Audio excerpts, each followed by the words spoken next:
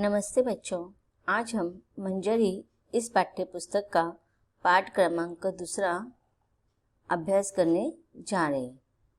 इसका शीर्षक है काकी। काकी इस पाठ का यह सेशन क्रमांक 2 है। सबसे पहले हम इस पाठ के लेखक के बारे में संक्षिप्त जानकारी हासिल कर लेंगे और उसके बाद हम पाठ को विस्तार से पढ़ेंगे। काकी इस पाठ के लेखक है सियाराम शरण गुप्त। लेखक सियाराम शरण गुप्त का जन्म सन 1895 ईस्वी सन में चिरगांव झांसी में हुआ। इन्होंने अनेक कविता संग्रह, उपन्यास और निबंधों की रचना की है। इनके उपन्यासों में नारी की सहनशीलता, आदर्श और सरलता है। इनकी प्रसिद्ध रचनाएं मौर्य विजय, दुर्वादल, आत्मोत्सर्ग, गोद, नारी आदि है। सन 1963 में इनका देहावसान हो गया। तो बच्चों, यहाँ पर आपको लेखक का संक्षिप्त परिचय दिया है। लेखक के संदर्भ में अधिकतर प्रश्न आपको परीक्षा में नहीं पूछे जाते हैं। फिर भी अगर आपको लेखक के बारे में विस्तार से जानकारी चाहिए तो आप गूगल पर सर्च कर सकते हैं। जैसे कि सियाराम गुप्त, इनके कहानियों की या उनके रचनाओं की विशेषता यह है कि उनके उपन्यासों में अधिकतर उपन्यास स्त्री प्रधान होते हैं, नारी प्रधान होते हैं। इसमें नारी की सहनशीलता और सरलता का वर्णन इन्होंने अधिकतर किया है। आज जो हम पाठ पढ़ने जा रहे हैं काकी, यह एक निर्बोध अबोध बालक का पाठ है। चलो तो हम प्रत्यक्ष अब पाठ की तरफ बढ़ते हैं। मंजरी भाग 3 का हम पाठ क्रमांक 2 पढ़ रहे हैं, जिसका शीर्षक है काकी। प्रस्तुत कहानी में एक अबोध बालक का अपनी माँ के प्रति गहरा प्रेम प्रकट हुआ है। अब देखिए, हम कहानी को शुरुआत करते हैं। उस दिन बड़े सवेरे शामू की नींद खुली तो उसने देखा घर भर में कोहराम मचा हुआ है। उसकी माँ नीचे से ऊपर तक एक कपड़ा ओढ़े हुए कंबल पर भूमि शयन कर रही है और घर के सब लोग उसे घेरकर बड़े करुण स्वर में विलाप कर रहे हैं। अब देखिए, पाठ के पहले परिच्छेद में ही हमें इस पाठ के बारे में पता चल रहा है कि शामू नाम का एक छोटा सा लड़का है जो बहुत ही छोटा है, उम्र में अबोध बालक है। और उसने देखा कि उसके घर में बड़े सवेरे सुबह सुबह सारे लोगों की गर्दी इकट्ठा हुई है। गर्दी कर बैठे हैं, सारे लोग जमा हुए हैं और कोहराम मचा रहे हैं, अर्थात जोर जोर से रो रहे हैं। और उसने देखा कि जमीन पर उसकी माँ जो है भूमि शयन कर रही है। भूमि शयन करना अर्थात सोना, जमीन पर सोना। तो उसको लगता है कि उसकी माँ जमीन पर सो रही है और माँ ने नीचे से ऊपर तक एक कपड़ा कंबल ओढ़ा हुआ है। और पता नहीं घर के बाकी सारे लोग माँ को चारों ओर से घेरकर बड़े करुण स्वर में रो रहे हैं, विलाप कर रहे हैं। अब वो बच्चा इतना नासमझ है कि उसको पता नहीं चल रहा है। उसको ऐसा लग रहा है कि उसकी माँ सो रही है। लेकिन इस परिच्छेद से हमें पता चलता है कि शामू की माँ का देहावसान हो गया था। उनकी मृत्यु हो चुकी थी और मृत्यु होने के कारण घर के सारे लोग दुखी थे और रो रहे थे। लेकिन शामू की उम्र इतनी छोटी थी, इतना मासूम था कि उसको ये बात का पता नहीं चल रहा था कि वास्तव में क्या हुआ था उसके माँ के साथ। लोग जब उसकी माँ को शमशान ले जाने के लिए उठाने लगे तब शामू ने बड़ा उपद्रव मचाया। उपद्रव मचाना मतलब जोर जोर से शोर मचाना। अब देखिए, उसकी माँ से वो बहुत प्यार करता था और बच्चे अपने माँ से कभी भी अलग होना नहीं चाहते हैं। अब उसकी माँ की मृत्यु हो चुकी थी और सारे घर के और गांव के लोग उसकी माँ के उस शैया को श्मशान भूमि में ले जाने के लिए उठाने लगे। लेकिन उस समय शामू ने इस बात से विरोध दर्शाया। उसने उपद्रव मचाया, जोर जोर से वो रोने लगा, शोर करने लगा। वो अपनी माँ को किसी के भी हाथ नहीं देना चाहता था। लोगों के हाथ से छुटकर वह माँ के ऊपर जा गिरा। बोला, काकी सो रही है, इसे इस तरह उठाकर कहाँ ले जा रहे हो? मैं इसे न ले जाने दूंगा। अब देखिए वो अपनी माँ को किस नाम से संबोधित करता था? काकी। और वह कह रहा था सारे लोगों से कि मेरी माँ, मेरी काकी सो रही है, आप लोग उसे इस तरह से उठाकर क्यों ले जा रहे? मैं आपको, मेरी माँ को ले जाने नहीं दूंगा। लोगों ने बड़ी कठिनाई से उसे हटाया। काकी के अग्नि संस्कार में भी वह न जा सका। एक दासी राम राम करके उसे घर पर ही संभाले रही।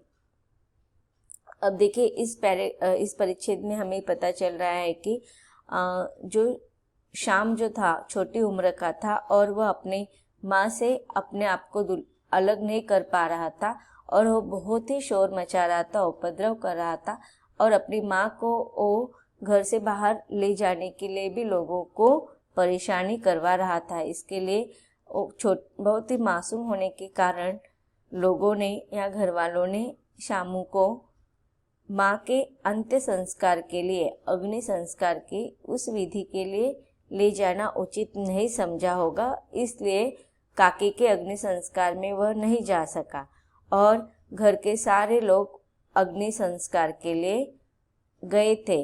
केवल शाम को संभालने के लिए एक दासी को घर में रखा था।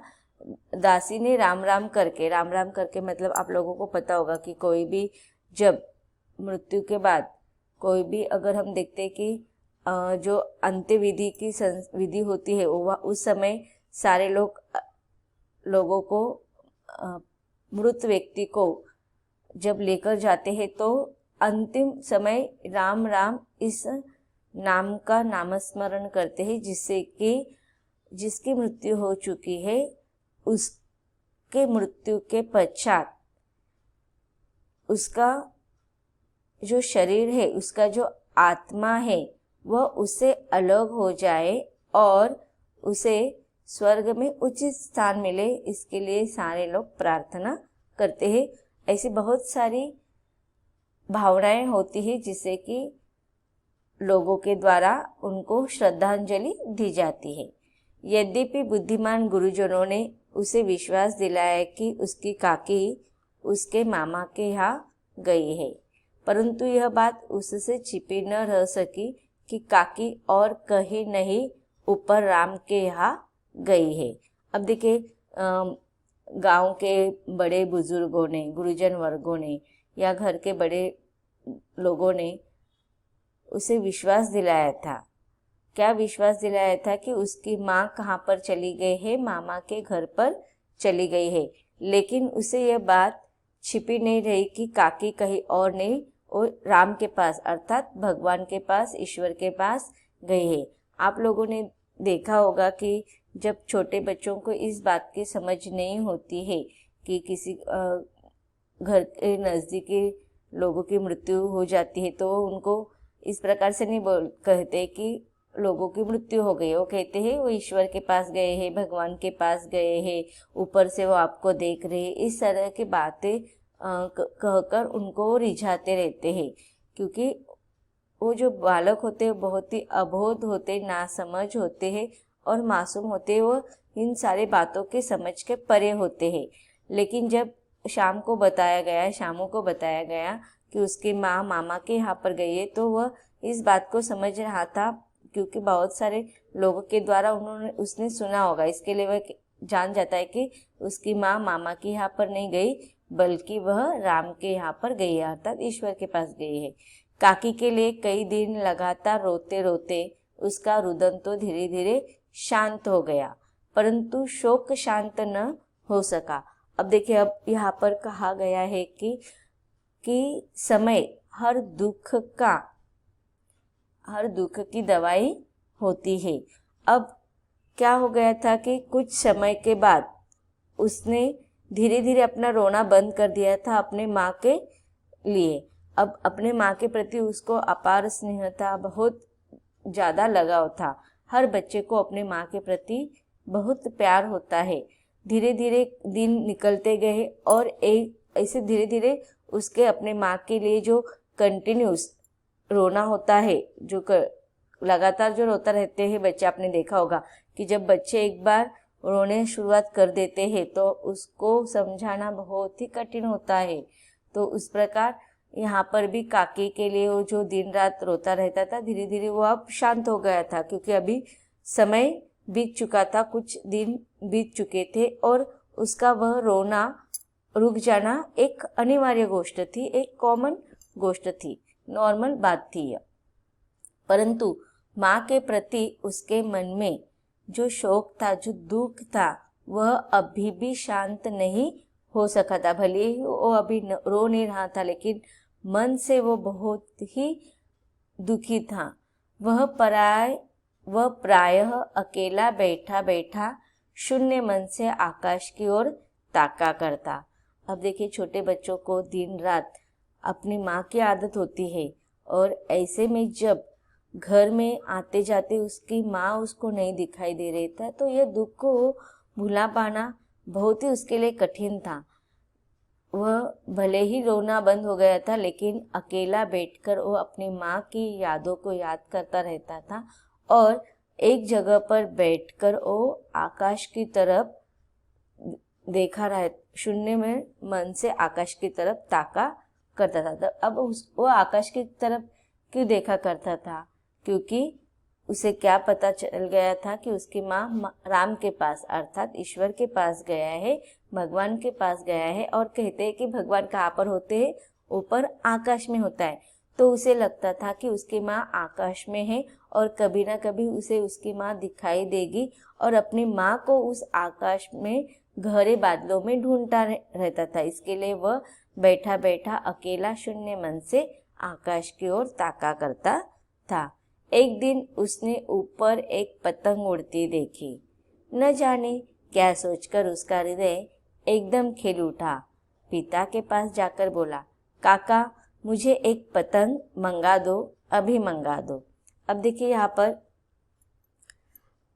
कुछ दिन बीत जाते हैं और हमेशा की तरह आकाश में अपने नजरें गड़ाए बैठा हुआ था। तो अचानक से एक दिन उसको आकाश में ऊपर की ओर पतंग उड़ती हुई दिखाई देती है और ऐसे ही अचानक जब वो देखता है तो पता नहीं उसके मन में क्या आता है, उसके दिमाग में क्या आता है कि क्या सोचकर, एक कुछ ना कुछ बात सोचकर वह अचानक से खिल उठा, प्रसन्न हो गया, आनंदित हो गया और अपने पिता के पास जाकर वो उनसे पतंग लेने के लिए पैसे मांगने लगता है।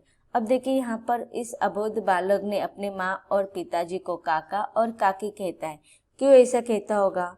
हम लोग अधिकतर देखते हैं कि संयुक्त परिवार में जो बच्चे होते हैं वो एक दूसरे की देखा देखी करते हैं। अगर घर में अपने से बड़े बच्चे होते हैं तो जिस नाम से वो अन्य लोगों को संबोधित करते हैं तो उसी नाम से वो भी करने लगते हैं। अब उसके जो चचेरे भाई बहन होंगे वह शामू के माँ और पिताजी को काका काकी कहते होंगे, इसीलिए उन बड़े बच्चों का शामू ने अनुकरण करते हुए अपने पिताजी और माँ को माँ और पिताजी न कहकर काका काकी कहता होगा। पत्नी की मृत्यु के बाद से ही विश्वेश्वर बहुत अनमने से रहते थे। अनमने रहना, बेचैन रहना, उदास रहना, हताश हो जाना। अब देखिए, जिस प्रकार से शामू बहुत ही मासूम था, अबोध था, उसे अपने माँ के अपने पास न रहने का दुख था। उसी प्रकार उसके पिताजी विश्वेश्वर, इनको भी अपनी पत्नी की अचानक इस प्रकार की मृत्यु से वो भी बहुत ही शोकाकुल हो गए थे और हमेशा वह अनमने बेचैन रहते थे, किसी से घुल मिला नहीं करते थे, बातचीत नहीं करते थे। तो जब उसके पास, विश्वेश्वर के पास उनका बेटा आकर पतंग के लिए पैसा मांगते हैं तो वो कहता है कि अच्छा मंगा दूंगा, कहकर वे उदास भाव से कहीं और चले गए। तो उस समय उन्होंने उसकी तरफ ध्यान नहीं दिया। वह कहते कि मैं बाद में मंगा दूंगा और उदास होकर वो दूसरी जगह पर चले गए।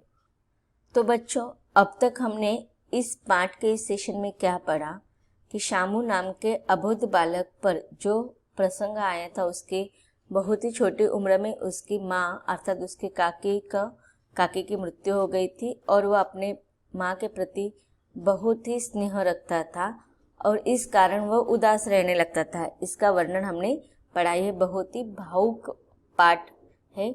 आगे शामू के साथ क्या होता है, क्या वो अपने माँ के प्रति जो स्नेह रखता था उसको वो कम कर पाता है। अब अपने पिताजी से उसने एक पतंग की मांग की है, क्या पिताजी उसको पतंग लाकर देंगे या नहीं, ये सारी चीज़ें हम विस्तार से पढ़ेंगे लेकिन पाठ के अगले भाग में। धन्यवाद।